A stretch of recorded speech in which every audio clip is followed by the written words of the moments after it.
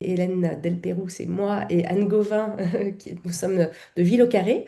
On est un centre de ressources régionales et nous accompagnons les politiques publiques, notamment nous sommes centre de ressources pour les acteurs et les actrices de la politique de la ville. Et nous sommes aussi centre d'appui pour accompagner et mettre en valeur les dynamiques citoyennes en Centre-Val de Loire.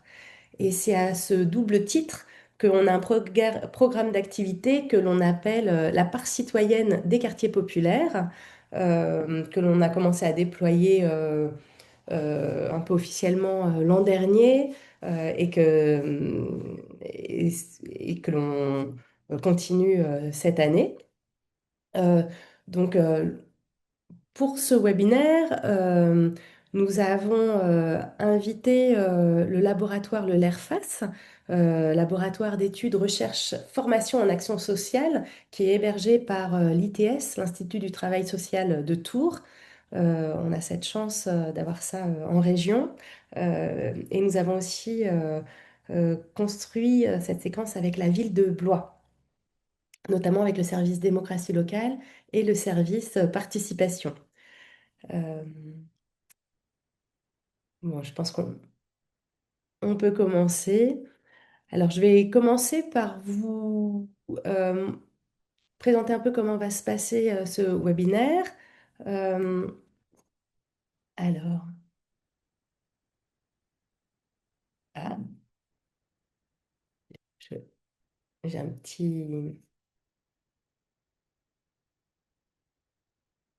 petit souci de diaporama qui ne bouge pas. Excusez-moi.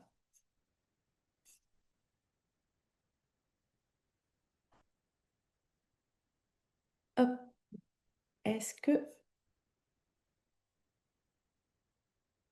Ah non, ça ne bouge pas. Excusez-moi, je vais arrêter le partage et en proposer un autre.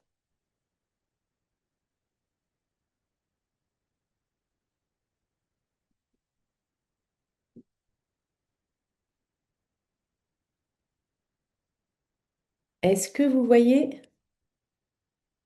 Ouais, Oui, c'est bon. super. Alors, d'abord, nous allons avoir un temps avec Laure Ferrand et Mathilde Beauvalet du laboratoire Le LERFAS. Donc, d'abord, un apport scientifique sur ces questions de la construction locale de la participation. Euh, Ensuite, je reviendrai un peu sur participation et politique de la ville, de quelle histoire ça vient, comment ça s'incarne dans les nouveaux contrats de ville, notamment à partir d'une lecture croisée des contrats quartier engagement 2030 qui ont été signés en 2024 et en 2025. Ensuite, nous plongerons dans le contexte blésois avec la question de la construction locale de la participation depuis le contrat de ville de Blois. Pendant ces trois premières séquences, on vous invite à poser vos questions, à faire vos rebonds, à faire vos suggestions dans le chat. Et nous aurons une séquence dédiée, après ces trois premières interventions, pour faire remonter ce que vous y aurez inscrit et interroger les intervenants pour aller un peu plus loin sur ces sujets ou ces questionnements qui vous intéressent. Et au moment de la conclusion, j'en profiterai pour vous parler un peu mieux des prochaines dates de ce cycle La part citoyenne des quartiers populaires et faire un petit retour aussi sur ce que l'on a fait en 2025, que vous puissiez saisir un peu la manière dont Ville au Carré peut être ressource pour les acteurs et les actrices du centre de Val-de-Loire sur les questions d'implication citoyenne et de politique de la ville. Alors, comment se construit localement la participation dans les quartiers populaires? Effectivement, hein, le choix aujourd'hui, c'est de faire se rebondir notions scientifiques et contexte de terrain. Euh, donc, on va d'abord donner la parole à Laure Ferrand et à Mathilde Beauvalet. Vous avez publié et écrit un état de l'art sur la participation. Euh, Donc voilà, comment, à partir de cet état de l'art dans lequel vous êtes rentré, vous pouvez nous éclairer sur le sens de ce que l'on peut donner à cette notion de participation, à sa fonction, à ses effets. Comment est-ce que vous pouvez aussi nous aider à nous proposer des repères pour aider à analyser les contextes qui, qui s'engagent dans cette construction locale de la participation et quels éléments, quels principes vous nous invitez à regarder pour saisir un peu où se met le curseur quand on bâtit une stratégie locale pour faire participer citoyennement les territoires aux politiques publiques ou, ou comment on souhaite s'appuyer dessus pour travailler à la vitalité de ces territoires. Laure, Mathilde, je vous passe À la nous, parole. oui. Bonjour à tous et toutes. Alors, comme a pu l'énoncer Hélène juste avant, effectivement, notre propos, il va s'appuyer sur la publication d'un état de l'art, c'est-à-dire un état des connaissances sur la thématique de la participation. Et cet état de l'art constitue le cahier numéro 1 du LERFAS, du laboratoire. Et l'objectif, en fait, de ce cahier, c'était de présenter les travaux réalisés en la matière dans les sciences humaines et sociales, et en particulier en sociologie, puisque nous sommes sociologues de formation. Et la sociologie, en fait, apporte un regard particulier sur la question de la participation, puisqu'elle vise notamment à analyser, à comprendre les ressorts, les mécanismes et les effets de la participation sous ses différentes formes, que ce soit les mouvements sociaux, les politiques publiques, notre rapport aussi complexe à la pratique démocratique et notamment à la démocratie représentative et à la citoyenneté. Alors, historiquement, on aurait pu faire remonter cet état de l'art, on aurait pu faire remonter à très loin les philosophies et les réflexions sur la participation, parce que quand même, un des principaux points de départ, c'est la démocratie athénienne. Mais on a choisi de faire partir cet état des connaissances à partir des travaux récents sur la question. Et donc voilà, on a voulu s'intéresser en fait aux conditions sociales de possibilité, aux usages concrets et aux effets différenciés des multiples formes de participation. Donc en fait, la participation, on l'étudie comme un fait social qui est situé, qui est historiquement et socialement construit. Donc, avant de vous présenter plusieurs éléments de connaissance, on peut noter qu'il existe dans les sciences humaines et sociales de nombreux travaux sur le sujet. Très clairement, la participation, c'est devenu un champ d'études à part entière dans le domaine des sciences humaines et sociales. Et par exemple, on a une revue qui s'appelle la revue Participation, qui a été créée en 2011 et qui se consacre exclusivement à ces questions de participation. Donc, cette revue, elle propose, par exemple, voilà, des numéros thématiques. Et, par exemple, le dernier numéro de l'année 2025 s'intéresse à la question de la participation à l'épreuve du mouvement des Gilets jaunes, par exemple.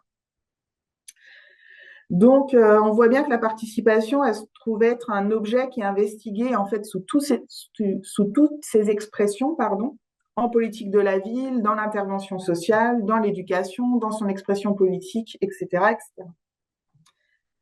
Donc, ce qui joue pour nous, en fait, c'est de comprendre le sens et la fonction sociale de la participation. À quoi sert-elle? Quels sont ses effets? Et ce qu'on voit, c'est que dans la politique de la ville, la participation s'incarne et se décline à partir d'un triptyque, on pourrait dire. Tout d'abord, la participation comme étant une forme d'action publique, c'est-à-dire qu'elle est un instrument de gouvernement. Deuxièmement, la conception locale de la participation à travers la mobilisation des acteurs locaux, en l'occurrence les professionnels de terrain. Et troisièmement, la participation des habitants, qui nous conduit à s'interroger sur les différentes formes de mobilisation et de participation concrète. Donc c'est pour ça qu'on arrive à cette question centrale, qui est comment se construit localement la participation. Donc, dans un premier temps, Mathilde va vous présenter des éléments de connaissance portant sur les types de participation. Et moi, j'interviendrai ensuite sur les différentes formes et niveaux de participation avec l'échelle d'Arnstein. Ensuite, Mathilde vous proposera une réflexion sur les freins à la participation à travers ce qu'on appelle la non-participation, l'approche par le genre et aussi les représentations que l'on peut avoir des habitants. Et enfin, je conclurai sur les perspectives éthiques de la participation, qui est un élément central qu'on avait commencé à aborder dans l'état de l'art. Donc, pour vous parler des modèles et des types de participation, nous, dans l'état de l'art sur la participation, c'est basé sur un article de Maryse Bresson qui date de 2014 et qui s'appelle La participation, un concept constamment réinventé. Donc, ce qu'explique Maryse Bresson, c'est que finalement, ce terme de participation sur le plan politique, il émerge au XIXe siècle autour d'un questionnement sur la démocratie et le réel pouvoir du peuple. En France, en fait, la participation vise non pas à établir un contre-pouvoir vis-à-vis du pouvoir central, mais plutôt à dépasser les limites de la démocratie dite représentative. Donc, en passant d'abord par une démocratie sociale, c'est-à-dire les syndicats ouvriers, les organisations patronales, puis à partir des années 60-70 par une démocratie locale, c'est-à-dire en fait la revendication de pouvoir mettre en œuvre des actions de proximité. Donc l'expression démocratie participative, elle est en fait apparue dans le cadre de la politique de la ville lors du Carrefour national des associations d'habitants et des comités de quartier, c'était en 1976. Et à ce moment, les associations fondent l'espoir d'être consultées dans le cadre notamment de la rénovation urbaine. Donc Maryse Bresson distingue 3 modèles de participation. Le premier, c'est la participation comme action publique. Donc ce modèle caractérise en fait l'approche française, à savoir, je mets des guillemets parce que c'était une citation de l'article, le réagencement des pouvoirs au sein des diverses institutions de la puissance publique. C'est-à-dire, en fait, plus de pouvoir aux collectivités locales ou alors des marges de manœuvre plus importantes au service déconcentré ou encore des contractualisations pour ordonner les relations entre les acteurs publics et incluant généralement l'État central. Donc, l'auteur prend pour exemple la politique de la ville qui illustre, d'après elle, particulièrement bien la conception française de la participation comme action publique. Ce qu'elle explique, c'est que les lois de la politique de la ville sont votées au Parlement et donc ils émanent de l'État central. D'autre part, en particulier s'agissant du renouvellement urbain, les habitants sont amenés à se prononcer sur des projets qui sont en fait présélectionnés par des élus et des techniciens. Donc on peut parler de concertation, mais pas de coélaboration. Et enfin, elle explique que les associations sont souvent placées dans un rôle de délégataire du service public, ce qui entraîne finalement un contrôle renforcé sur ces actions, puisque les subventions sont fléchées et que les associations doivent rendre des comptes. Donc ça, c'était la participation comme action publique. Le deuxième modèle décrit par Maryse Bresson, c'est la participation comme action collective, qu'elle appelle également le mouvement social. Donc pour elle, ce sont les initiatives militantes ou encore des mouvements spontanés qui partent de la base. Et donc là, l'action collective vise à organiser des contre-pouvoirs, mais sans remettre en question l'organisation du pouvoir légitime. Dès lors qu'on se situe évidemment dans un cadre démocratique. Donc, elle prend pour exemple l'expérience de Porto Alegre dans les années 2000, puisqu'à Porto Alegre, une coalition de gauche a mis en place un budget participatif. Cela signifie que les habitants du quartier peuvent définir l'affectation d'une partie des fonds de la commune. Et selon l'auteur, la principale limite de la participation comme action collective, c'est qu'elle ne s'exerce que dans l'action de proximité. Et le troisième et dernier modèle est la participation comme mobilisation. Donc, contrairement à l'action collective qui a émergé de la base, ici, la mobilisation est impulsée par une action publique ou institutionnelle. Elle vise en fait à faciliter l'implication collective ou individuelle dans l'action locale ou micro-locale et elle a comme objectif sous-jacent de créer ou recréer du lien.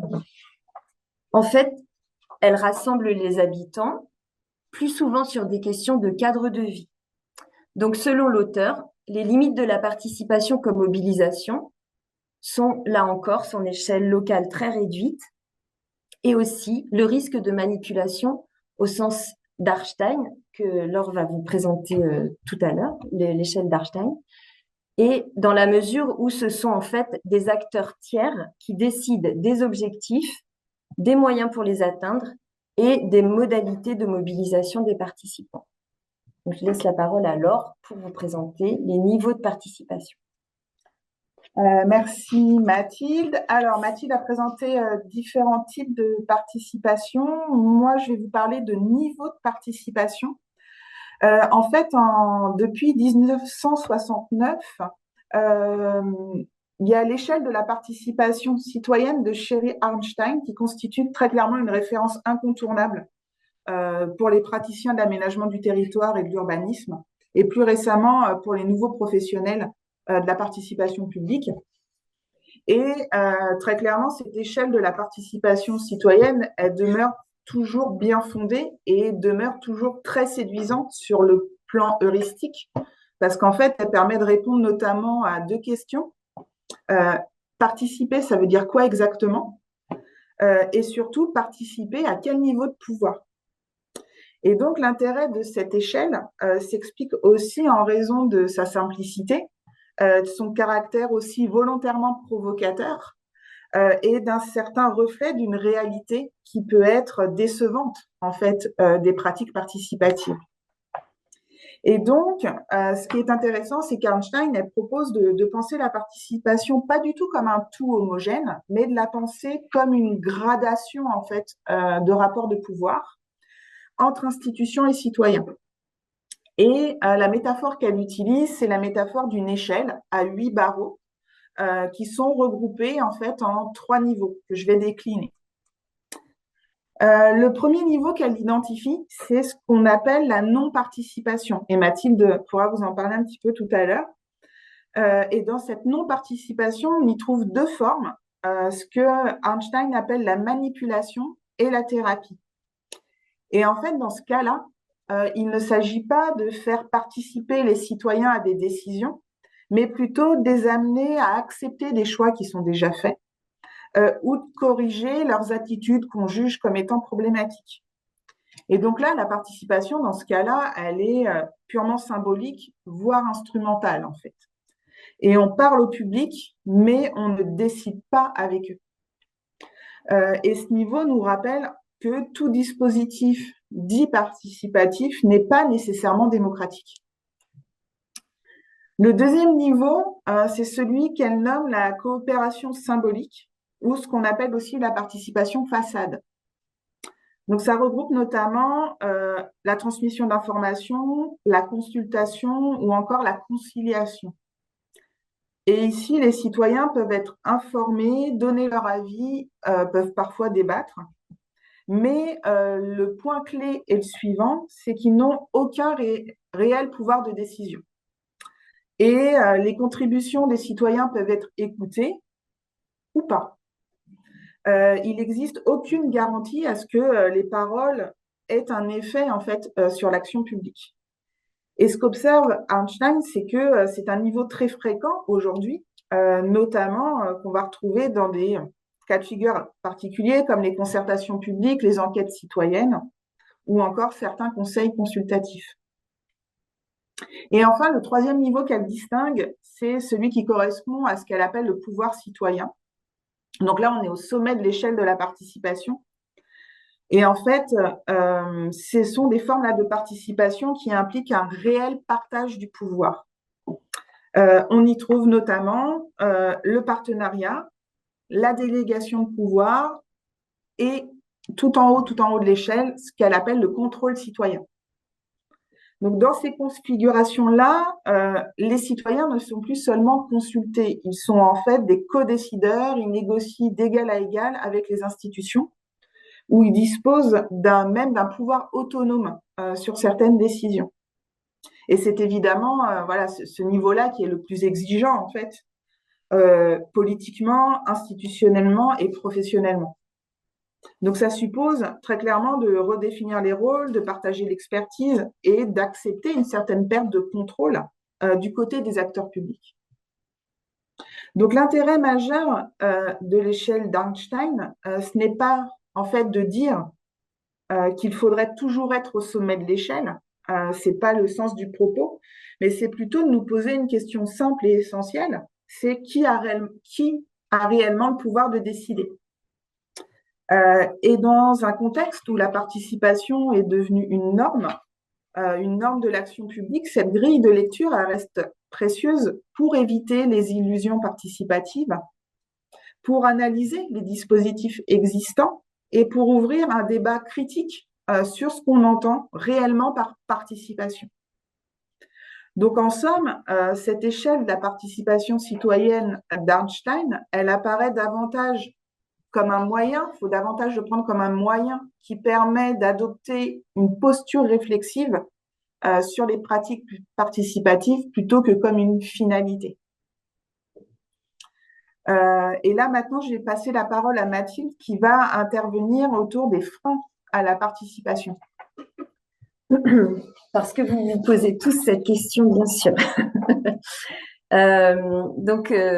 Nous l'avons dit dans les propos introductifs, on assiste à une sorte d'effervescence participative parce que finalement, la participation, ça touche la sphère associative, la santé, les organismes de protection sociale, les institutions scolaires, les établissements sociaux et médico-sociaux et bien sûr la politique de la ville. Donc, les occasions finalement de participer se sont démultipliées et pourtant, nous sommes tous et toutes des non-participants. En tout cas, c'est ce qu'avancent Vincent Jacquet et Jessica Saintry dans un article qui s'intitule « La non-participation, l'envers des dispositifs de participation publique ».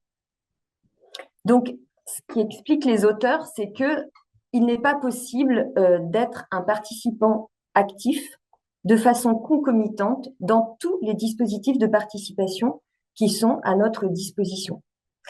Et donc, les auteurs étudient les formes d'évitement de la participation, d'indifférence et de refus, c'est leur terme, d'enrôlement par les publics auxquels elle était directement destinée. Donc, selon eux, le premier point, dès lors qu'on crée un dispositif de participation, on génère en même temps la possibilité de la non-participation. Et donc, à partir de là, le risque de la salle vide explique tout un tas de stratégies mises en place pour l'éviter. Donc, il cite des exemples comme des défraiements, une garde d'enfants, des tirages au sort sur les listes électorales, le recours à des acteurs relais pour faire venir le public. Mais selon les études qu'ils ont recoupées, faites en France ou en Allemagne, à l'échelle d'une ville, en fait, la participation dépasse rarement 1% de la population. S'agissant du recrutement par tirage au sort, les taux de participation énoncés donc dans les études qu'ils ont recoupées sont légèrement plus élevés puisque dans ce cas, entre 3 et 7% des personnes contactées donnent suite à la proposition de participation, ce qui reste un taux extrêmement faible. Les auteurs expliquent aussi que la non-participation touche également les syndicats, les associations, les activités politiques. Ce que les auteurs abordent, c'est qu'il serait caricatural de penser que les citoyens se désintéressent des dispositifs participatifs parce qu'ils n'ont plus confiance en la démocratie représentative. Ils disent également qu'il serait tout aussi caricatural de penser, au contraire, qu'ils s'en désintéressent car ils s'en remettent totalement aux décisions politiques qui sont aux mains des élus. En fait, les enquêtes montrent que le rapport à la prise de décision politique dépend principalement des caractéristiques sociales individuelles. Et elles démontrent aussi que majoritairement, la démocratie représentative constitue pour les gens un horizon indépassable. Donc le deuxième point, c'est que la non-participation peut être liée à la question des inégalités sociales. Ce n'est pas par un manque d'intérêt, mais plutôt un sentiment d'illégitimité qui freine l'engagement des catégories les plus défavorisées de la société. En fait, la chose politique sur la place publique est associée souvent à la maîtrise du discours. Et ainsi, on peut prédire l'engagement des citoyens à partir notamment de leur niveau d'éducation. Certains chercheurs ont, eux, analysé le refus de participer après un tirage au sort, et il en ressort que les personnes des milieux populaires se méfient des activités publiques parce qu'elles sont vouées à la manipulation des élites, et donc ces personnes préfèrent s'en tenir éloignées. Il faut savoir aussi que les catégories populaires ont moins de temps que les classes moyennes pour s'investir dans les dispositifs participatifs. Mais cela n'empêche pas l'expression politique dans des espaces plus intimes ou dans des formes d'organisation plus modestes qui permettent néanmoins un entre-soi rassurant, comme des associations de quartier par exemple. En troisième point, malgré le désintéressement pour la démocratie participative, de nombreuses formes d'engagement ont émergé autour de causes sociales ou environnementales en développant des modalités de participation plus protestataires. Les auteurs citent par exemple les grèves lycéennes pour le climat ou les gilets jaunes. Ici, en fait, les fractions stabilisées des catégories populaires sont souvent dépeintes comme très dépolitisées. Les gilets jaunes, par exemple, ont bousculé les lectures en termes d'empathie ou d'attentisme à l'égard du système politique. En outre, la revendication d'un référendum d'initiative citoyenne, le RIC, vient contredire cette apathie supposée. Donc, au-delà des dispositions sociales et de l'appartenance à des collectifs qui renforcent la posture d'engagement, la disponibilité biographique et la longévité dans les dispositifs apparaissent comme des éléments qui structurent l'engagement individuel et peut aboutir à des carrières citoyennes. Mais aujourd'hui, les études montrent que les citoyens exercent principalement une participation intermittente. Une petite parenthèse qui n'est pas dans cet article, mais dans d'autres articles sur la place des femmes dans les instances de participation. Dans notre état de l'art, nous avons vu que, selon certains travaux, la présence des femmes dans les dispositifs de participation citoyenne est conséquente, voire qu'elle est majoritaire. Mais en fait, cette présence varie fortement selon les territoires étudiés et selon les dispositifs et les thématiques soumises à la discussion. Ça, c'est un auteur qui s'appelle Sa Villas-Boas, qui a écrit un article en 2022 que vous retrouverez dans l'état de l'art. Si les femmes peuvent être très présentes sur les dispositifs comme les budgets participatifs ou sur des thèmes perçus comme les femmes sont présentes sur les dispositifs comme les budgets participatifs, mais sur des thèmes perçus comme plutôt masculins, c'est-à-dire des projets d'urbanisme, par exemple, la proportion s'inverse. Donc, on peut voir que finalement, les rapports de pouvoir sont présents, y compris dans les dispositifs participatifs, sous l'angle des inégalités sociales, mais aussi sous l'angle du rapport homme-femme. Donc, en conclusion de cet article, le premier article que j'ai cité, après avoir présenté les différentes contributions, les auteurs incitent à réfléchir sur l'évitement de la participation en tenant compte des dispositions fortement ancrées à l'exclusion et l'auto-exclusion des personnes les moins dotées en compétences politiques. Et de plus, ils estiment que les dispositifs ne répondent pas en fait à une demande sociale de participation, mais qu'ils sont plutôt utilisés pour maintenir la position centrale en fait de leur dispositif, tout en cherchant à enrôler des citoyens qui occupent les positions les plus marginales. Donc, je repasse la parole à Laure pour la conclusion sur l'éthique de la participation. Oui, on souhaitait conclure notre petite intervention autour de la question de l'éthique, parce qu'en fait, ce qu'on observe, c'est que les chercheurs et les acteurs de la participation ne cessent en fait de discuter aussi cette dimension éthique. Et c'est ça qu'on souhaite mettre en avant dans notre conclusion. Alors, il y a un dictionnaire qui existe qui s'appelle le dictionnaire critique et interdisciplinaire de la participation. Et dans ce dictionnaire critique, il y a un auteur qui souligne que la participation, en fait, apparaît de plus en plus comme une réponse à la crise démocratique qui est en cours depuis plusieurs décennies maintenant, et que cette participation apparaît de plus en plus comme une réponse à la défiance des citoyens vis-à-vis de la démocratie représentative. Et donc, la participation et la mise en œuvre de dispositifs dits participatifs semblent devenir en fait une réponse automatique. Et cet état de fait nous conduit à nous interroger sur l'efficacité de la participation, mais aussi sur sa légitimité. Et ça invite à définir les contours d'une éthique de la participation. Euh, alors, très clairement, ce qu'on observe dans les différents travaux qui sont menés, c'est quand on parle de participation, de fait, ça amène aux questions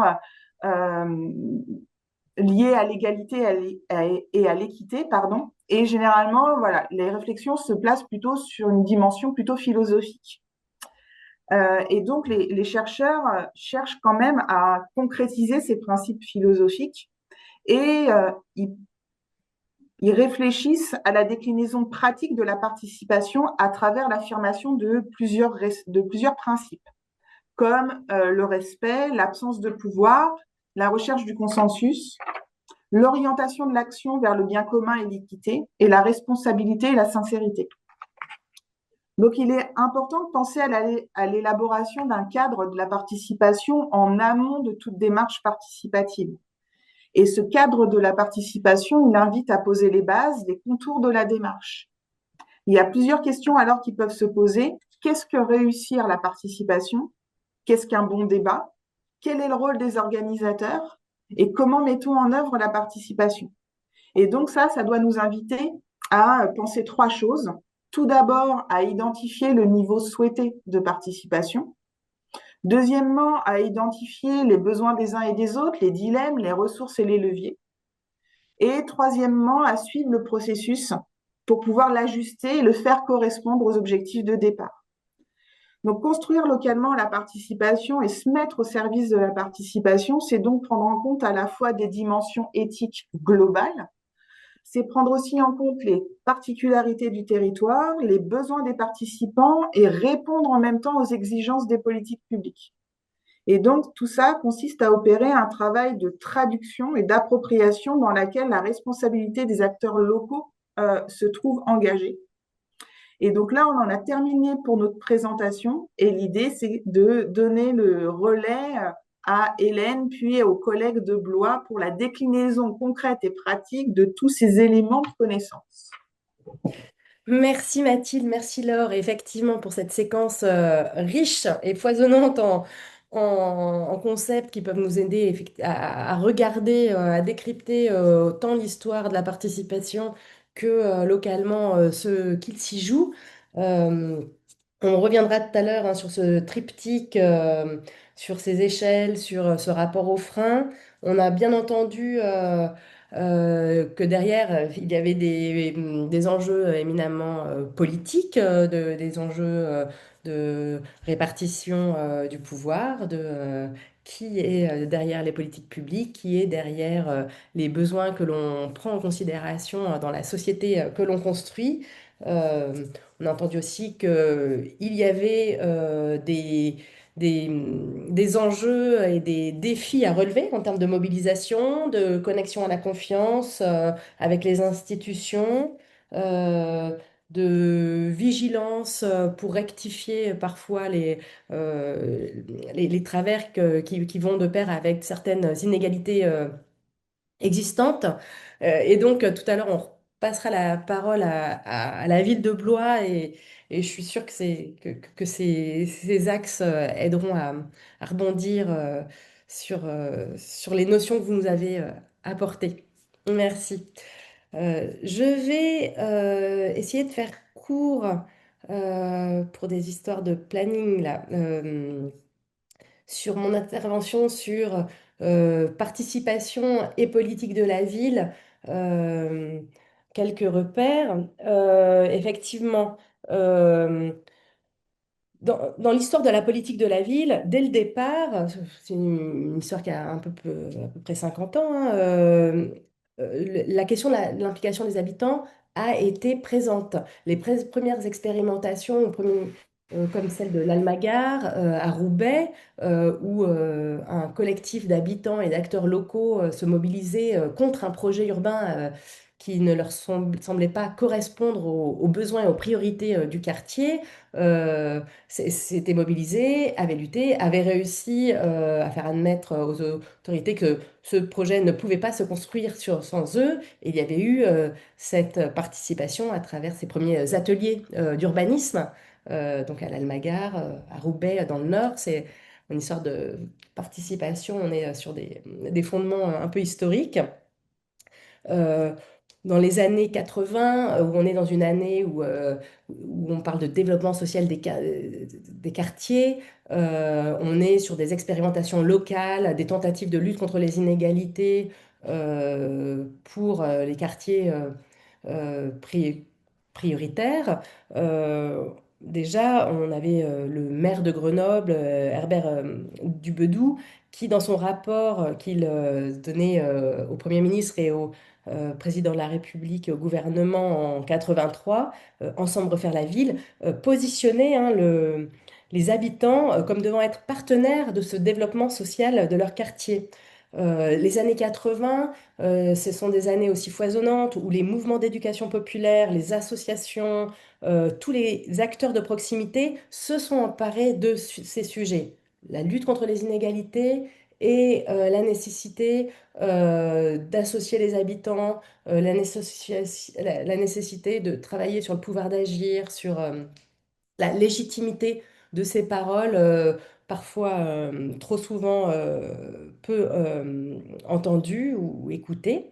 Euh, Dans les années 90, la politique de la ville est une politique qui devient officiellement une politique d'État. Il y a un ministre de la ville, les choses se structurent, la politique de la ville devient décrétée petit à petit dans le temps par une loi.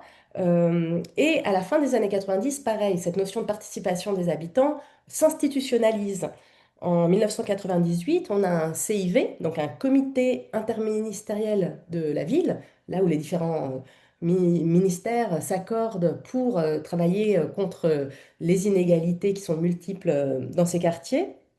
Euh, et ce CIV rappelle l'importance que les habitants se prononcent en amont de l'élaboration des projets sur les priorités des programmes d'action qui concernent le cadre de leur vie quotidienne. En 2013, on a ensuite ce rapport qui a été demandé par le ministre à la ville, François Lamy, un rapport demandé à Marie-Hélène Baquet, qui est sociologue, et à ce militant de terrain, Mohamed Meshmash, qui vont proposer ce rapport pour une réforme radicale de la ville et qui appuie cette notion de travailler et de garantir les conditions pour un pouvoir d'agir des habitants. Et la nécessité que cet empowerment, cette encapacitation politique, doit permettre de coélaborer et de co-construire la ville et les politiques dédiées à ces quartiers, les projets dédiés à ces quartiers avec les habitants. Après ce rapport, c'est la loi Lamy en 2014, qui est aussi la loi de programmation pour la ville et la cohésion urbaine, qui va attraper cette question de la co-élaboration avec les habitants à travers un mode opératoire qui sont les conseils citoyens. Donc le principe de co-construction avec les habitants s'inscrit dans la loi. C'est la première fois qu'une politique publique officialise cette notion de co-construction avec les habitants. Et le mode opératoire posé est celui de la création de conseils citoyens, au moins un conseil citoyen dans chaque quartier. Euh, Ces conseils citoyens seront mis en œuvre. Cette modalité a fait débat, continue à faire débat en termes d'autonomie, en termes de moyens consacrés à l'animation, en termes de place effective par rapport aux décisions qui sont prises, en termes de souplesse du cadre préconisé pour construire les conseils citoyens. Euh, et ces débats vont faire aussi que localement naissent des propositions alternatives. Table de quartier, dynamique proposée par des centres sociaux, euh, d'autres manières de concevoir la co-construction avec les habitants en proposant d'autres méthodes, d'autres types d'alliances avec les acteurs de proximité. Euh, je vais aller vite parce que je gère je regarde un peu la montre. Mais avec la dernière génération des contrats de ville, qui sont les quartiers engagement 2030, qui ont été euh, signés en 2024 et en 2025, les conseils citoyens donc restent dans les textes, ils ne sont pas remis en cause, mais une marge de manœuvre apparaît. euh, une circulaire de novembre 2024 précise que les modalités de participation des habitants à la politique de la ville sont déterminées par l'instance de pilotage. Euh, je, je vais devoir passer sur la lecture croisée sous le prisme de la participation qu'on a fait l'an dernier en Centre Val-de-Loire parce qu'on n'a pas le temps. Donc je vais rebondir plutôt pour passer la parole à, à l'équipe de Blois. J'arrête le partage. Hmm. Et voilà, ce qu'on peut se poser comme question, c'est comment ça s'anime concrètement sur ces territoires, cette articulation avec, il y a un conseil citoyen, mais on ouvre plus largement cette notion de participation. Euh, de la lecture croisée, pour vous spoiler ce que je vous dis, ce que je vous ai pas dit, apparaissait aussi que cette notion de co-construction est pas toujours facile à appréhender localement. On parle plus souvent de participation, de quartier d'émancipation, de citoyenneté. Donc ça reste vraiment quelque chose qui est inscrit dans la loi, mais qui cherche sa mayonnaise dans chaque contrat de ville. Mais donc, ce serait intéressant de revenir vers le contexte de Blois en se posant la question, bah, donc comment les acteurs du contrat de ville se sont emparés de ces questions de co-construction et de participation avec les habitants, comment les stratégies de lutte contre les inégalités dont sont victimes les habitants des quartiers prioritaires de la politique de la ville s'articulent avec la stratégie d'animation démocratique locale. Pour rebondir sur le triptyque qui a été posé par Mathilde et par Laure sur participation à l'action publique, euh, r- incitation ou reconnaissance d'initiatives citoyennes qui peuvent bousculer aussi qui tentent de bousculer un peu les rapports de force politiques, ou reconnaissance de mobilisation qui ne sont pas toujours considérées comme du mouvement politique alors qu'ils le sont. Voilà comment à Blois, il y a rebond sur ces trois types de participation qui ont été évoqués.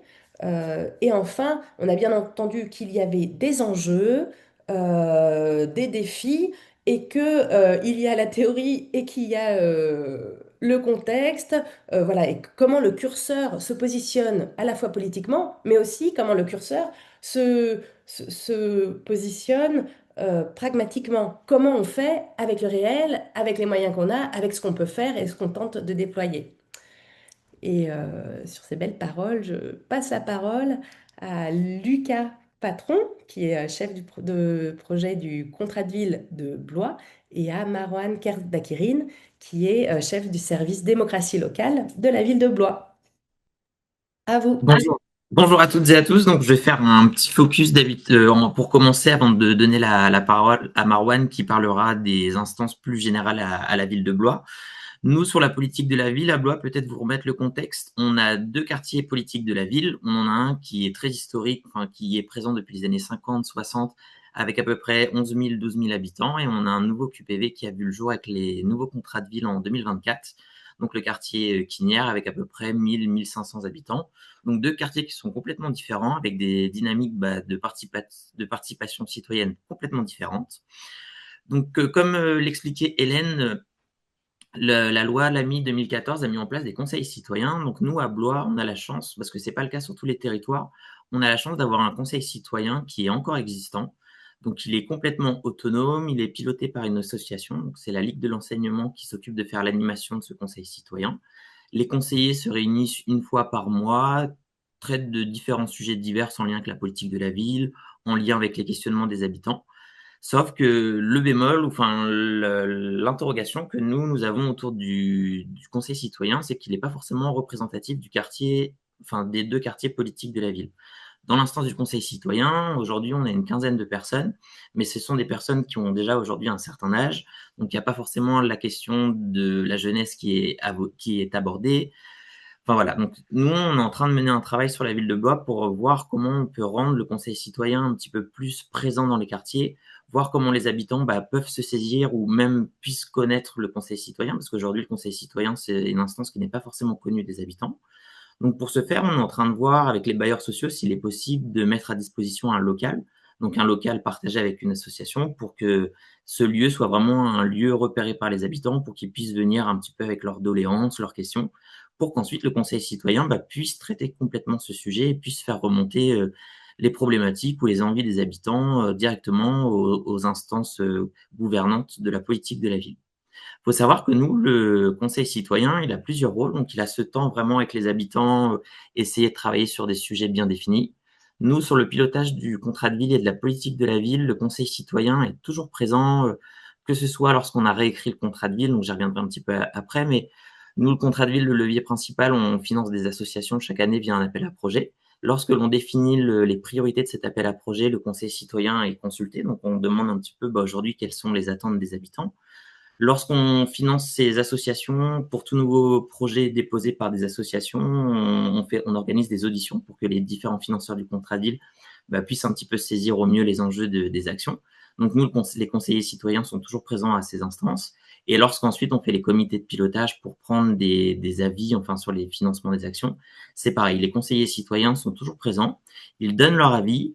Là où je rejoins, où il y a, enfin, je rejoins un petit peu les propos de l'AIRFAS, leur avis est que consultatif, enfin il n'est pas obligatoire, c'est pas pour ça que on va se dire puisque le citoyen pense comme ça, les financeurs vont agir ainsi, mais au moins ça peut quand même permettre de soulever certaines questions, certaines craintes ou répondre aux questions des habitants.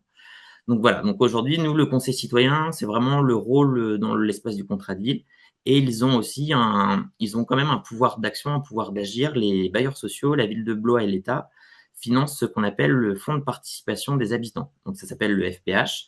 Le FPH est un fonds, donc nous à Blois, c'est à peu près 3 000 à 4 000 euros, qui sert à financer des actions portées par des habitants du territoire. Donc c'est les habitants, enfin, il y a plusieurs sujets qui peuvent être financés, il y a plusieurs actions. Par exemple, un groupe de jeunes, là c'est un exemple que j'ai parce qu'il vient tout juste de se faire, un groupe de jeunes voulait enregistrer un album de rap, enfin un album de musique, sauf qu'ils n'avaient pas forcément les moyens, donc ils se sont retournés vers le conseil citoyen en disant voilà, on sait qu'il y a ce fonds qui existe, on aimerait se saisir de ce fonds pour pouvoir financer notre projet. Donc cette action est présentée aux habitants du conseil citoyen et eux collectivement après prennent la décision d'accepter ce financement ou non. En général, toutes les actions sont financées parce que c'est quand même des choses qui sont ce sont des plus-values pour le quartier. Ça peut être des financements de fêtes de quartier, enfin voilà. Donc ça, c'est vraiment un levier qui est donné au conseil citoyen pour qu'il puisse vraiment agir sur les quartiers prioritaires. Ensuite, sur la question de la participation, la question de la récolte des paroles des habitants, chose qui n'est pas forcément très évidente dans les quartiers prioritaires, parce que les collègues de l'ARFAS en ont parlé tout à l'heure, mais il y a une vraie question autour de la légitimité. Enfin, ces habitants subissent de violentes inégalités, de violentes discriminations chaque jour. Donc, c'est vraiment très difficile de se dire que ma parole, au final, peut compter dans la cité. Donc, pour essayer de toucher, pour essayer d'avoir ces habitants qu'on ne croise pas forcément tous les jours ou qui ne viendraient pas d'eux-mêmes sur des temps un petit peu institutionnels, nous, la stratégie qu'on a mis en place dans le cadre de la réécriture du contrat de ville, c'est qu'on s'est greffé à des temps existants. Enfin, en soi, on n'a pas à réinventer la façon de faire, mais lorsqu'il y a des fêtes de quartier, lorsqu'il y a des marchés, c'est vraiment des moments où les habitants sont vraiment impliqués dans la vie de la cité. Donc nous, c'est là où, comme ça qu'on a réussi à récolter la parole des habitants sur un petit peu sur l'écriture du nouveau contrat de ville, quels étaient leurs enjeux, quelles étaient leurs envies.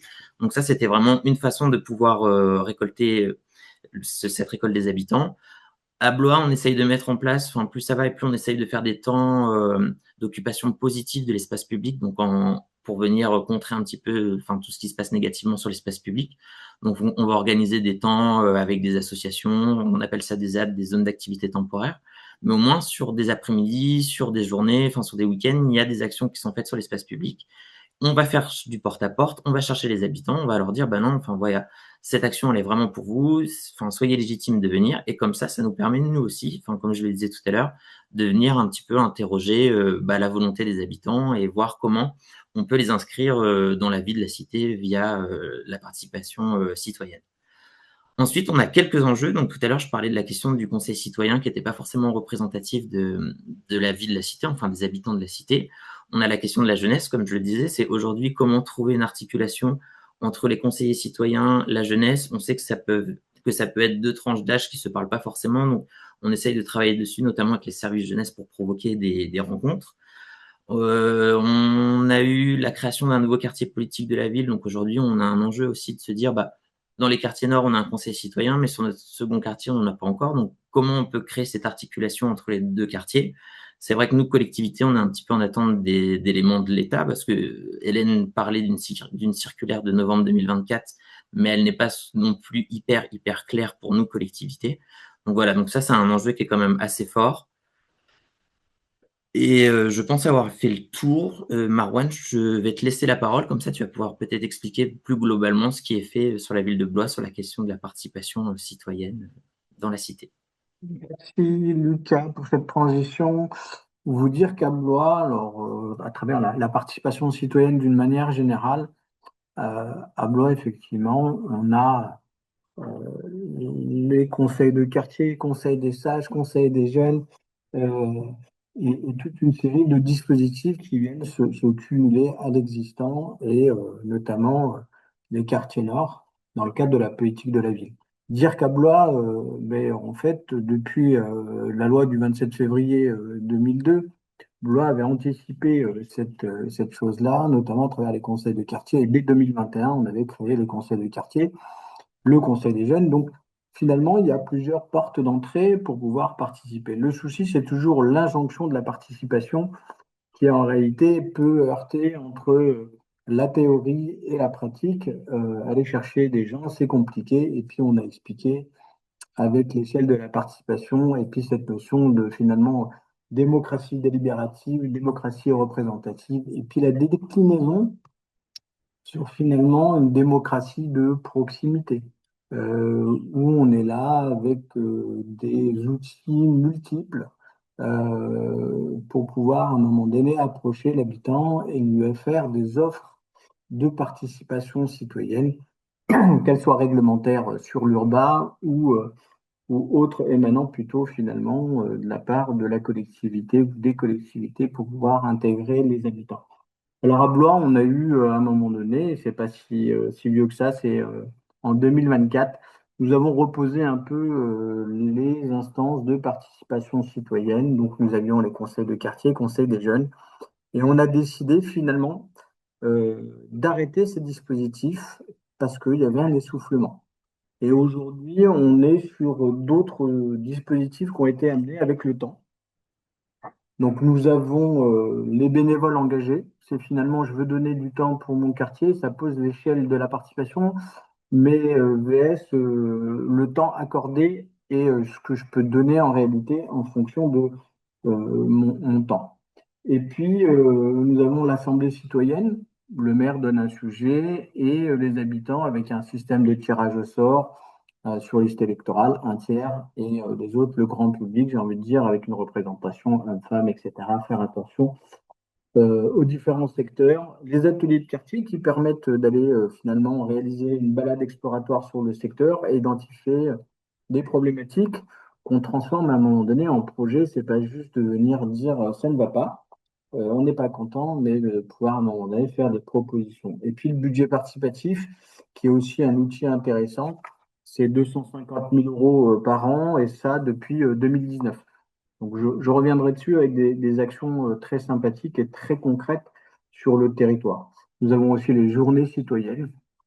Là aussi, ce sont des chantiers participatifs et ce sont généralement les écoles, les crèches, les ALP, etc., le tissu associatif qui nous fait des propositions de chantier. Et c'est la version simple et rapide de pouvoir être acteur dans sa ville, dans son quartier. Et notamment en QPV, ils sont très attachés à leur territoire, à leur quartier, d'une rue à l'autre. Parfois, on passe d'un secteur géographique à l'autre, on se mélange pas trop, mais il y a aussi cette idée de casser ces barrières-là et de faire travailler un peu tout le monde ensemble. Ça a été annoncé tout à l'heure, notamment sur la partie 3, action publique, créer du lien, cadre de vie, c'est quelque chose où les habitants sont faciles à aller chercher et de leur dire, ben voilà, vous avez votre place. Il y avait la question de la légitimité qui est compliquée. Donc, et parfois, on est sur le terrain avec des problématiques, et c'est souvent comme ça que se montent des associations, c'est on n'est pas d'accord, et donc on va se mettre en association pour être en contradiction, en opposition. Euh, et c'est le cas qu'on a eu sur une aire de jeu Jacques Cartier, mais qui est plutôt un terrain vague où les mamans s'étaient plaints auprès de la collectivité en disant mais il n'y a rien et on aimerait bien que. Donc nous, on n'est pas contente. Et ben, la municipalité n'a qu'à faire. On a rencontré ces mamans et finalement, on a transformé leur contestation en projet. Et donc, on leur a dit, ben, il y a un outil. Par contre, il va falloir que vous puissiez mettre à un moment donné des besoins sur les tranches d'âge, etc. Vous alliez interroger les gens, que vous soyez acteur. C'est pas la ville qui va faire à votre place. Donc, vous allez faire un petit questionnaire et puis vous allez relever les besoins. Et au-delà, c'est que vous allez déposer un projet et on va vous accompagner pour que vous puissiez déposer ce projet un peu plus concrètement et que les gens puissent voter pour votre projet. Elles ont fait le job, elles sont allées sur les sorties d'école, les crèches, etc. Elles ont fait voter un maximum de monde. Elles sont arrivées en première, donc à la clé, il y a 100 000 euros et le projet va être réalisé pour fin mars. Donc, comme quoi, quand à un moment donné, il y a une opposition, mais il y a surtout une écoute, et c'est ça qui est important, c'est de jouer la proximité avec les personnes, de pouvoir prendre un peu de temps, leur expliquer notre dispositif et comment elles peuvent être à un moment donné ce qu'on appelait l'empowerment, mais vraiment faciliter cet exercice-là. Et ensuite, il y a tout un exercice à travers comment se construit un appel d'offres. En réalité, c'est pas parce que on vous a dit que vous étiez lauréat que ça va se faire demain. Il y a toute une série de choses qui se font et il faut expliquer aux gens parce qu'on a souvent l'impression qu'il n'y a qu'un faucon et en réalité, c'est compliqué pour tout le monde. Pareil sur le secteur proche, quartier nord, entre le nord et l'ouest, les deux zones en QPV. Il y a le lac de la Pinsonnière, c'est vraiment un lieu très sympathique. Et il y a un kiosque qui devait disparaître, finalement très attaché à ce patrimoine, comme quoi les quartiers sont aussi attachés à leur patrimoine. On réussit à faire plier finalement ce projet en disant il faut qu'on le conserve, il faut qu'on dépose un projet et on va le tourner autour de la faune et de la flore avec un observatoire pour les petits et les grands. Et donc ça, idem, c'est un projet qui arrive pour février en finalisation. Donc là aussi, on voit que quand on entend, quand on écoute, quand on accompagne, il se passe des choses très, très positives. Alors bien évidemment, ça s'accompagne par les politiques publiques et mettre des sous parce qu'à la clé, il y a quand même 250 000 euros. Donc ça ne se fait pas comme ça en réalité sur la partie de l'empowerment. Et puis, il y a les journées citoyennes. Je citais les journées citoyennes, c'est quelque chose de très simple. Souvent, il y a plein de demandes, de plein de services légitimes. La peinture dans le couloir, ça ne va pas. On aimerait avoir des nichoirs dans la cour de l'école. On aimerait avoir des carrés potagers. Bah nous, la crèche, on aimerait avoir des bavoirs pour les petits. Est-ce qu'il y a moyen de faire ci ou ça? Des boîtes à livres, est-ce qu'on peut en créer? Eh ben, en fait, on a réalisé quelque chose de très simple. On est sur notre 11e année. Des journées citoyennes. On demande aux acteurs de proximité, aux habitants, s'ils ont quelque chose à un moment donné, c'est de ne pas attendre que la collectivité ou d'autres acteurs s'emparent du sujet, mais c'est de le faire ensemble, un samedi, tous ensemble. Et on a environ une centaine de personnes tous les ans dans les quartiers nord. Alors, on y revient hein, sur la question de la mobilisation, etc. On a quand même quelques soucis à avoir des noms et des prénoms sur le site internet de la ville et de respecter les processus. Souvent, on a un écart de 30 personnes qu'on n'attendait pas. qui ne se sont pas inscrits. Donc, c'est plutôt la culture de bouche à oreille qui fait qu'à un moment donné, on a plus de personnes que prévu. Mais c'est aussi le jeu. Il faut savoir s'adapter par rapport à ces environnements. Et puis, je voudrais rajouter et conclure peut-être sur la partie bénévolat et l'engagement autour des associations. Dire que la ville de Blois met tous les ans plus de 4 300 000 € au bénéfice des associations, que sans elles, on ne pourrait pas faire grand-chose, qu'elles sont complémentaires au dispositif, que dans le cadre des QPV, il y a beaucoup d'associations et heureusement qu'elles font des choses. Et à travers le bénévolat, je reviendrai sur la période Covid où ça a été compliqué pour l'administration d'une manière générale. Et heureusement qu'on a eu ces assos et des jeunes assos aussi qui se sont constitués pour donner de l'alimentation à certaines populations qui étaient en souffrance, en grande souffrance. Et voilà, j'aimerais terminer juste par le tissu associatif dans les QPV. C'est assez extraordinaire puisqu'elles font des choses que tous les dispositifs qu'on aurait pu imaginer sur le papier et écrire auraient été bien ou pas bien, mais que dans la réalité, ces assos sont capables de faire de belles choses. Merci de conclure sur cette note positive, Marian, et merci infiniment à tous nos intervenants, donc Laure, Mathilde, Lucas, Marian et puis Hélène. On a bien compris à travers vos différentes interventions ce que l'on met ou pas d'ailleurs derrière la participation. On a parlé de sens, de fonction sociale, d'effet de la participation. Et à travers l'exemple de Blois, où est-ce qu'on met le curseur de la participation à l'échelle locale? Donc, je vous ai invité dans le chat à poser vos questions. Il y en a eu une pour l'instant. Voilà, la première est toujours la plus difficile à lancer. Je suis sûre que ça fera venir d'autres questions derrière. Donc, moi, je vais la relayer. Puis, bah, n'hésitez pas à compléter, à réagir sur ces questions. Donc, on a une première question. Initialement, elle était adressée, je pense, plutôt à Laure et à Mathilde, mais je pense que vous pouvez, finalement, elle s'adresse à tout le monde. Elle vient d'Amine Messaour, donc pour resituer, qui est doctorant en géographie humaine à l'Université de Poitiers et qui travaille sur la thématique des villages autogérés et la participation citoyenne dans ces villages. Donc, d'ailleurs, je vous donnerai la parole, Amine. Ça nous intéresse d'en savoir plus sur votre travail.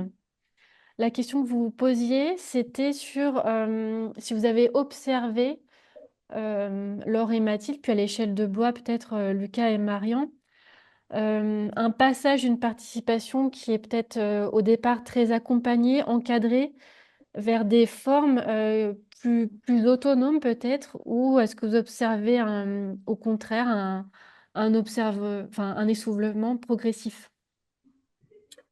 Qui a envie de Alors, répondre en premier? pour le LERFAS, on va répondre toutes les deux, Laure et moi. Pour resituer, nous, on n'a pas fait enfin, en tout cas, dans le cadre de cet état de l'art, ça ressort pas de nos observations sur le terrain ou de nos propres recherches. C'est vraiment une compilation, en fait, de lectures, d'articles produits par d'autres chercheurs. Donc, nous, on n'a pas d'observation directe, c'est juste pour situer. Sur les articles que l'on a pu étudier, généralement, l'angle, en tout cas, n'est pas celui-là. C'est-à-dire que les analyses ne sont pas faites dans le temps, mais on est plutôt sur des dispositifs, en fait, qui rentrent dans certaines cases et qui sont analysés, catégorisés en fonction de leur nature, mais il n'y a pas forcément d'études sur l'évolution au sein d'un dispositif déterminé, d'une approche, on va dire, plus consultative, voire voilà, qui évoluerait vers une approche plus codécisionnaire ou carrément décisionnaire. Nous, on n'a pas d'éléments, en tout cas sur les articles qui sont cités dans notre bibliographie. Après, on peut quand même en renvoyer sur une source d'articles hyper intéressants dans donc la revue Participation, voilà, dans lequel il y a une foule de documents possibles. Moi, je pensais notamment aux travaux peut-être d'Héloïse Ney. Voilà, par exemple sur le mouvement des indignés en Espagne ou ce genre de choses. où il y a peut-être effectivement des éléments, mais voilà, à mon niveau. La question, moi, m'a fait penser à trois choses, à trois exemples en fait. Parce que la question allait sur de la participation encadrée vers des formes plus autonomes. Euh, un des exemples que je trouve qui pourrait peut-être se rapprocher de ça, ça a été notamment il y a quelques années la Convention citoyenne pour le climat, qui était une convention extrêmement encadrée et qui était une volonté publique et dont les conclusions et la dynamique qui s'est créée autour de cette convention ont échappé d'une certaine façon à l'État, en fait.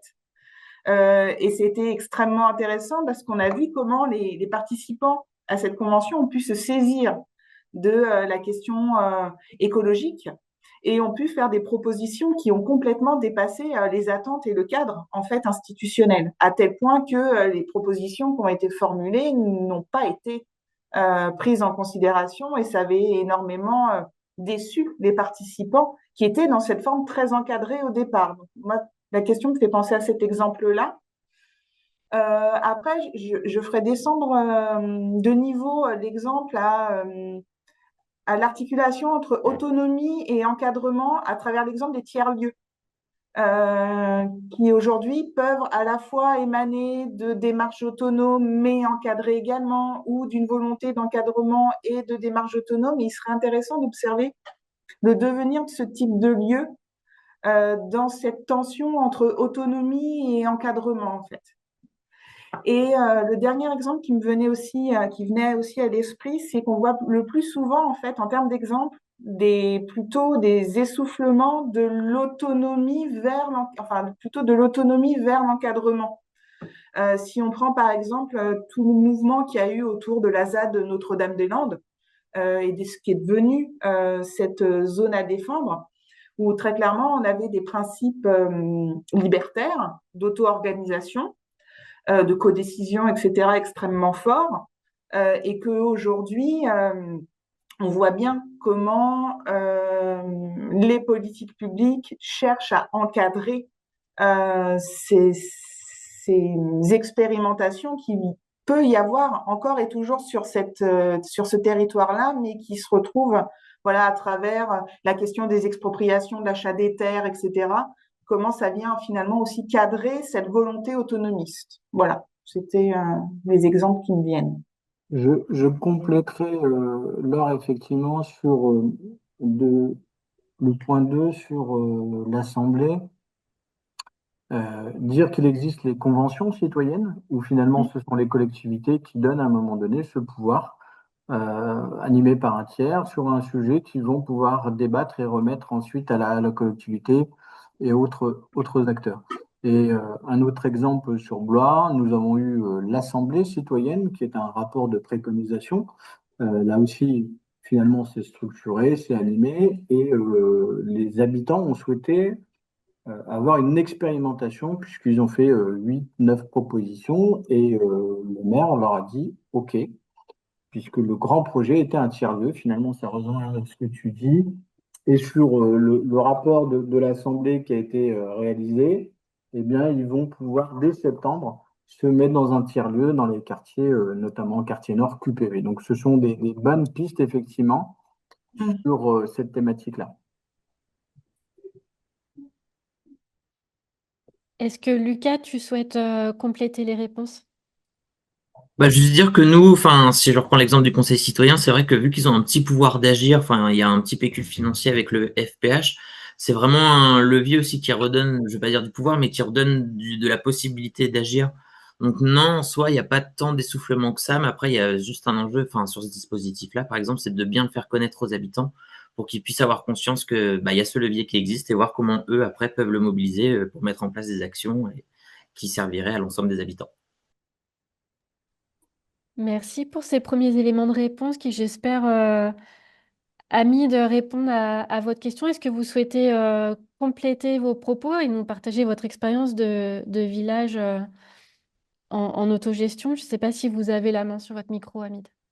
Oui, Oui. merci beaucoup pour toutes ces interventions et pour vos précisions. Et du coup, comme je disais, je travaille sur la thématique des villages autogérés. Je fais une sorte de cours d'analyse comparative entre trois villages différents sur trois pays différents, dans le sud de la France, dans le sud d'Espagne et au nord d'Algérie, en Kabylie. Et la participation est une des thématiques les plus importantes de mes recherches. Je consacre carrément des chapitres pour voir justement les formes, les types, les degrés de participation de la population pour garder et renforcer le système d'autogestion dans chaque village. Et donc, au cours de différentes interventions depuis tout à l'heure, je ne faisais que penser à mes terrains et je faisais une sorte de superposition entre les terrains et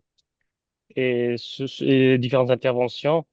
Et au cours des interventions aussi, j'ai pu aussi consulter un peu les travaux de Marie Bresson que je trouve hyper intéressants aussi.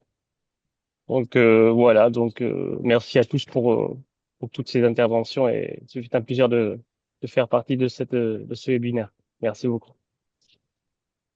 Merci, Hamid. Je vois qu'on a les questions commencent à arriver. On peut en prendre une ou deux, puis après je passerai le relais à Hélène. Alors je suis désolée parce que je ne sais pas qui est derrière ACCMA Blois, qui nous dit donc la participation est un élément fondamental des droits culturels qui engage également d'autres volets importants tels que l'éducation, la jeunesse. Donc on l'a vu avec le témoignage de Marois notamment, l'identité, l'information, la communauté, le patrimoine. Ne faut-il pas s'appuyer sur ces droits pour mieux associer ses habitants? Alors peut-être que je vous laisse peut-être compléter vos propos. Est-ce que la question qui est derrière, c'est que peut-être que la culture peut recouvrir un tas de potentialités dans l'engagement, la participation? Est-ce que c'est ce que vous voulez un peu dire derrière ça? Je vous laisse compléter. Oui, bonjour. Bonjour. Excusez-moi, oui, je m'appelle Redouane Zahawi, voilà, j'habite à Blois, je suis acteur associatif. Et effectivement, je m'intéresse beaucoup aux droits culturels là, depuis 2 ans. Et effectivement, la participation, elle est un élément important des droits culturels.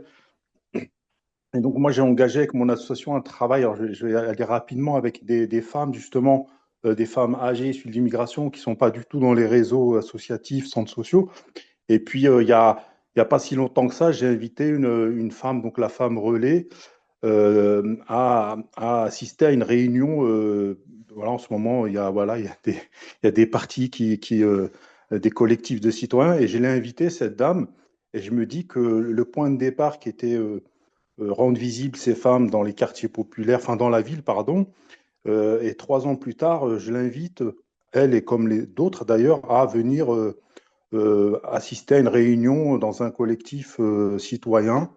Et je me dis que, bah, effectivement, que ces personnes-là, j'ai vraiment travaillé sur ces questions de droits culturels.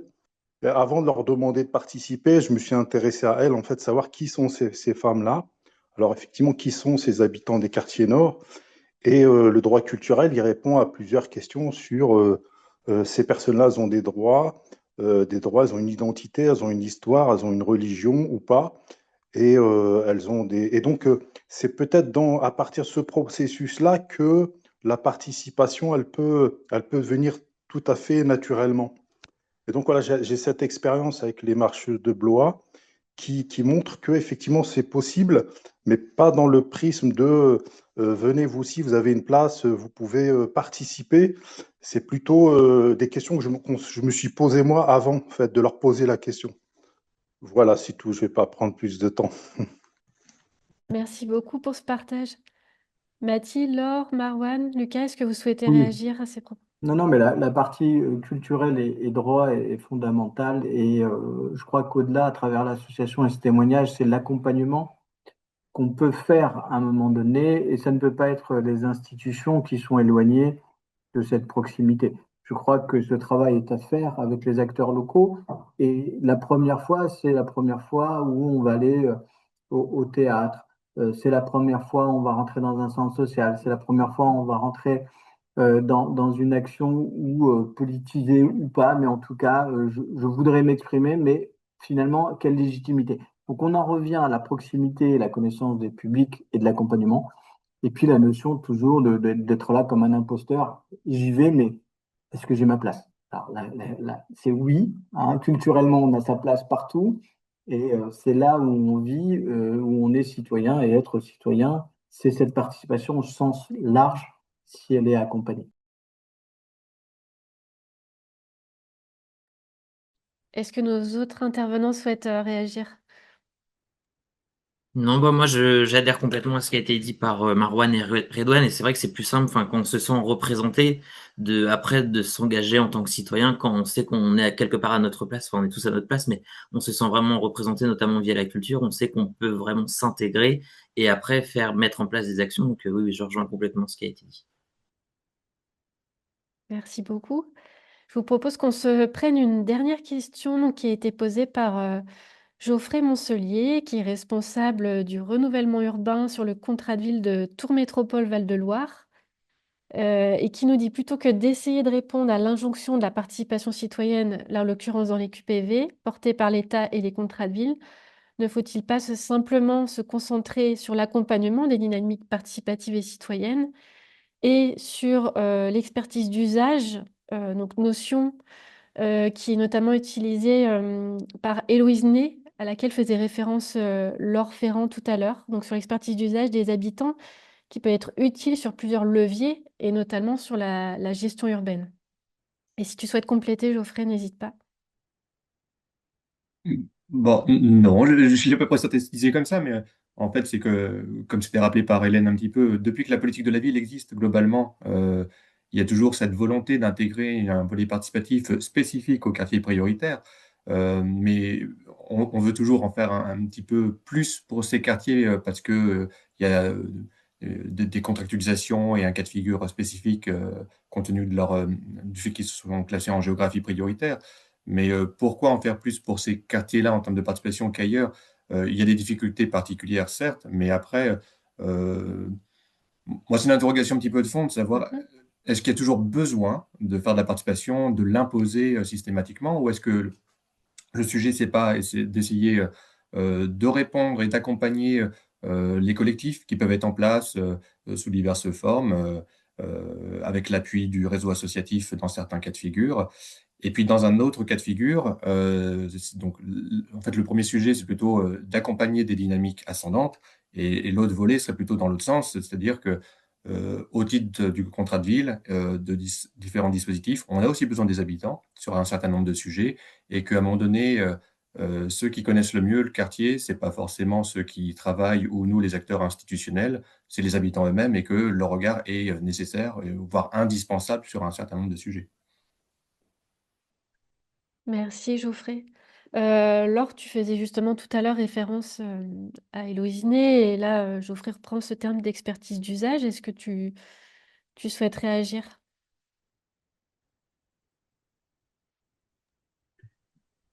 Moi, je trouve que ce que dit Geoffrey rejoint en fait, le sens de notre propos, dans le sens où, en fait, Geoffrey, dans son travail, il est amené du coup, à naviguer entre ces différentes sphères.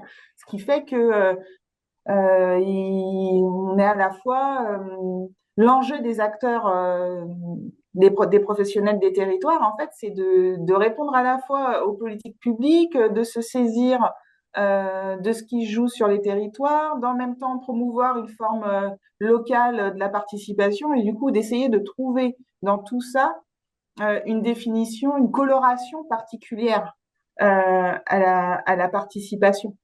Et effectivement, là-dedans, l'idée c'est ce que dit Blondiot dans ses travaux, c'est que participer pour participer, en soi, ça n'a pas de sens. Et que il faut effectivement bien définir les contours de la participation. Après, je sais pas, c'était Mathilde qui avait cité Héloïse Ney Pas tout à grave. l'heure. Désolée.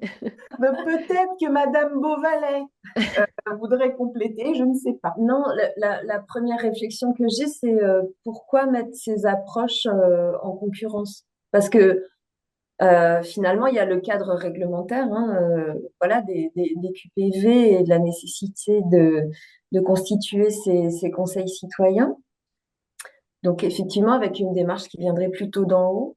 Mais qu'est-ce qui empêche les collectivités de se limiter à cette démarche? On voit bien dans le cadre des exemples qui ont été donnés par la ville de Blois que, à certains moments, des acteurs euh, de la collectivité ont su se saisir ou en tout cas orienter ou réorienter des initiatives habitantes vers les bons dispositifs existants, parce qu'il faut quand même pouvoir un peu, à certains moments, rentrer dans des cases dès lors qu'on souhaite avoir un minimum de financement ou de marge de manœuvre. Mais pour moi, ce ne sont pas des logiques concurrentielles. En fait, les deux sont possibles. Et nous, notre propos, c'est plutôt de réfléchir à comment se ménager des marges de manœuvre dans les dispositifs qui sont plutôt, qui viennent plutôt d'en haut, en fait. Comment aménager, mais je trouve que l'exemple de Blois est plutôt intéressant, en confiant finalement l'animation des conseils citoyens à un tiers qui s'inscrit plutôt dans l'éducation populaire. Voilà, il me semble que là, on est sur une recherche plutôt intéressante de marge de manœuvre et de redonner du pouvoir d'agir aux citoyens. Voilà ce que je voulais dire. C'est pas un propos pour conclure, hein, mais Merci Mathilde. Peut-être, Marouane, Lucas, un petit mot de conclusion sur cette phase d'échange et puis après je passerai le relais à Hélène. ouais, peut-être un petit complément sur l'opposition et au contraire, ce que tu disais, c'est la complémentarité. C'est cette offre, comme l'offre de participation, l'injonction à la participation. Oui, elle sera à chaque fois parce qu'on a besoin de légiférer pour poser un cadre. Donc ça, on l'aura à chaque fois. De l'autre côté, il y a plein de formes et la forme associative en est vraiment une preuve. On peut interpeller, compléter et avoir ce truc du bon, bah, du coup, on n'a pas toujours les mêmes, les TLM, et pouvoir rebondir là-dessus. Est-ce qu'il faut toujours consulter, associer, etc.? Eh ben, c'est ce qu'on disait en introduction. Ça dépend de ce qu'on souhaite. Consulter, concerter, c'est pas la même chose. On en revient à l'échelle. Et la co-construction, c'est encore pas la même chose. Et la dernière étape qui en fait partie, c'est finalement le contrôle du citoyen. Et donc, la question première, avant de se dire faut-il ou pas, c'est qu'est-ce qu'on souhaite? Si on a déterminé avec le public ce qu'on souhaite, derrière on met le non négociable, et à partir de là, on peut travailler effectivement le sujet. Sinon, interroger ou associer pour associer, ça n'a pas de valeur ajoutée. Et donc là, l'expertise d'usage, il est toujours là. Mais si on ne sait pas de quoi on parle au départ, c'est compliqué. Et pour conclure, je terminerai sur quelque chose que j'ai oublié de dire tout à l'heure. Enfin, je pense que l'un des freins aussi de l'engagement des habitants, enfin l'engagement citoyen, c'est la question, enfin justement la question de l'engagement. Sur les conseils citoyens qui ont été créés en 2014, c'est quelque chose qui était très lourd. Il fallait que ce soit un processus validé par le préfet, un processus qui s'inscrive sur le temps, sur 4 ans, 6 ans. Enfin, c'est quelque chose qui peut vraiment faire peur à n'importe qui parce que l'engagement est fort. Donc nous aussi, l'un des enjeux qu'on a avec la Ligue de l'enseignement et puis le conseil citoyen, c'est si on veut arriver à toucher des nouveaux habitants, c'est de trouver des missions courtes, enfin qui durent peut-être 6 mois, un an ou moins, mais que l'engagement soit moins présent, quitte après à ce que les personnes, bah, si elles ont apprécié cette expérience, elles continuent, mais que ce soit pas freinant en disant, bah non, si vous voulez venir, il faut absolument que ce soit validé par le préfet. Et là, du coup, enfin, forcément, il y a une crainte qui s'installe. Donc, je pense que ouais, la question de l'engagement est une question très importante pour fidéliser ou pour amener les habitants sur ces questions. Merci Lucas. C'est vrai que là, tu as abordé aussi la question du coût du temps, parce qu'on sait que la participation exige du temps, et c'est notamment ce qu'on retrouve dans la publication, l'art de la participation, donc, dont parlait Mathilde et Laure. Il est presque, le webinaire touche presque à sa fin. J'ai passé le relais à Hélène, elle vous l'a dit en propos introductif. On s'inscrit aussi ici en tant que laboratoire sur les dynamiques citoyennes. Hélène va vous présenter voilà, cette démarche, cet outil qui est la part citoyenne. Oui, alors d'abord, vraiment, merci pour tous ces échanges, pour tous ces rebonds, pour tous ces témoignages.